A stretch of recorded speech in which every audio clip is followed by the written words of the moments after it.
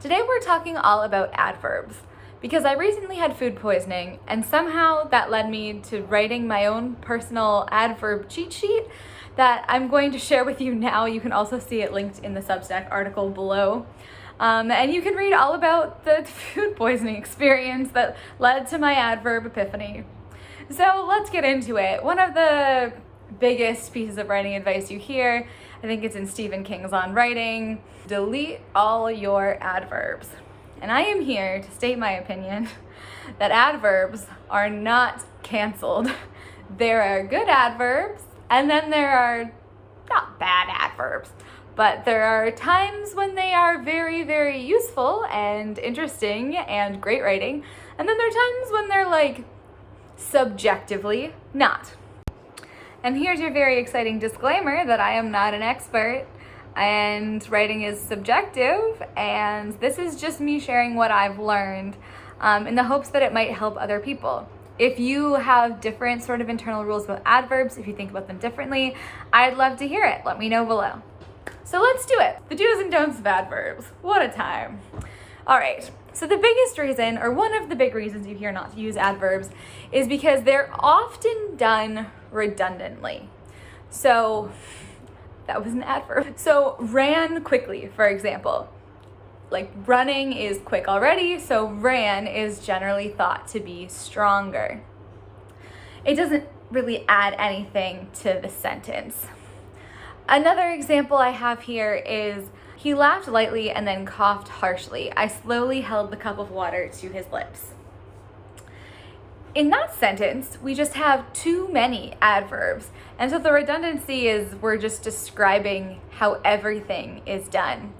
And I think sometimes in a case like this, you're using the adverb to do the hard work in the sentence. Really, it's just a bunch of description. He laughed lightly, then coughed, then I held the water. There's no sort of overall connection there. And you could make this a lot stronger by changing the structure of the sentences and changing. So right now, all of the verbs, it's like verb with an adverb either before or after it. You can make this a stronger sentence by changing your structure. So for example, his laughter turned to a cough. I held the cup of water to his parched lips. Another place for not using adverbs, and this is the big one. This is, I think, what everybody is thinking of when they say don't use adverbs. It's when a verb or specific detail could make the same point. Often, adverbs are used fairly generically, or they're used to try to make generic writing seem more specific. Laughed lightly, coughed harshly. And so the thought is I add this adverb and then you can visualize it better. Whereas, for example, you might be able to get your visual across better by using more interesting verbs or more like specific details that you're describing. So if the cough is really important, instead of just his laughter turned to a cough, you could talk about the sound of the cough.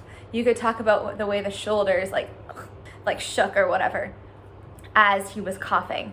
And you could use those ways to convey the fact that it's harsh, and it also gives you more information. So here's an example. He frantically picked up her phone. You could change that to he seized her phone, which feels a little more active, or he snatched up her phone, frantic. Another example, she gingerly took the sleeve of the shirt. I changed this to, she pinched the cuff of the dirt-stained sleeve, holding it at arm's length. So gingerly is doing all the heavy lifting in that sentence to convey the context. Whereas in the second one, pinching, cuff of dirt-stained shirt, dirt-stained sleeve, arm's length, all of those pieces of the sentence are doing the heavy lifting at conveying the fact that she's kind of disgusted by this shirt. The next one is a be wary of. So when I think of adverbs, I generally think of the sort of action-oriented way, like describing a way of doing something. So running quickly, talking loudly, speaking softly. There are also conjunctive adverbs. Examples of these are Also, furthermore, indeed, likewise, meanwhile, nevertheless, nonetheless, in conclusion. These can be indicative in your writing of too much telling or summarizing and skipping over important actions. And so it's not a don't use conjunctive adverbs. It's a if you see a lot of conjunctive adverbs, understand what you're doing. These are words that you would see a lot in an essay, like in high school. Additionally, the author, blah, blah, blah, blah, blah. Generally, those are transition words, which indicates that you're not in your scene. And that's fine sometimes, right? There's summary in books. You're not describing every minute. But it is something to be aware of because it could help you catch that telling. So the example I have here is, conversely, Marta was not angry when I told her. Incidentally, she'd done something similar and felt empathy for my plight. Additionally, she helped me make amends with Gretel. It's a little bit overboard.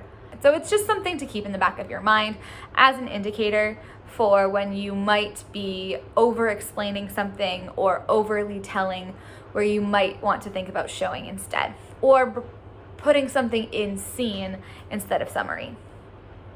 Now we get to the do use. This is when our adverbs aren't canceled. Yay! So I have two cases where I think adverbs are really, really useful. The first one is when they fit with your character's voice and add to the voiciness. That's both in the narration and in the dialogue. For example, somewhere in my writing, I don't know if it will stay, maybe, I wrote, "It totally came in clutch."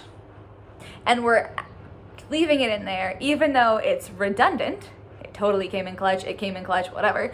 We're leaving it in there, even though it's redundant, because it's reflective of how the character would think or speak. Another example, obviously I'd done the dishes. How could she not notice these things? Here you're really conveying your tone. You maybe have a little bit of sarcasm. Again, it's fitting the character voice. They might be redundant examples, but that's okay because the point is to help establish our voice there and be authentic to our character.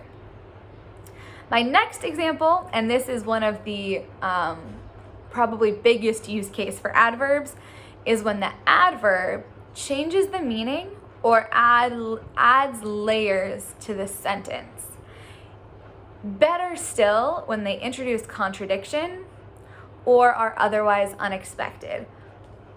I just read The Breakup Tour by, I will put who it's by in the description because it's two people, and it's a really, really good book. I really enjoyed it, and there were a lot of adverbs used in here, and I think they were used very well.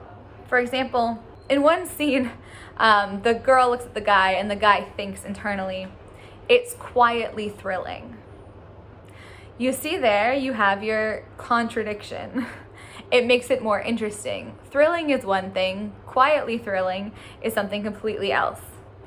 Here's another example from this book. Old school swagger exudes from his new look, changing him from shy pianist into rakishly weary musical raconteur. Rakishly weary. Interesting. That adds another dimension to our sentence. Other examples. If he had warned her, she wouldn't be having this embarrassingly desperate conversation. We see how embarrassingly makes it different from desperate. A desperate conversation, you could, there's lots of different ways you could feel about a desperate conversation. Here, the embarrassingly is telling us how the character feels about it. Abigail's grin was deliciously mischievous. Again, we're getting the character's interpretation, and we're getting that layer added. The concert was mercifully brief. The concert was brief. The concert was mercifully brief. It adds a lot of meaning to the sentence. You suddenly understand the character's feelings on that concert. So that is when adverbs are incredibly helpful. When you're introducing an adverb that is somewhat contradictory or unexpected in the sentence that you're writing, with the purpose of better conveying the character's feelings, the context, or adding layers to the sentence. I've been following the agent Cece Lira for a while, and I took her line editing or line writing course, writing on a line level, and she talks a lot about adverbs, which is how I was able to kind of put into words that last one about the adverb introducing contradiction. And she suggests one of her exercises is, as you read, highlighting really good adverb-verb pairs. I think another exercise is to take a sentence you've written and see if by adding an adverb you can create a more compelling, more layered sentence. So I really encourage you to write your favorite adverb sentence in the comments. Let me know what you thought of this video, if you like this kind of thing, especially if you do like it, giving it a thumbs up is the best way to let me know. Thank you so much for watching, and I will see you next time.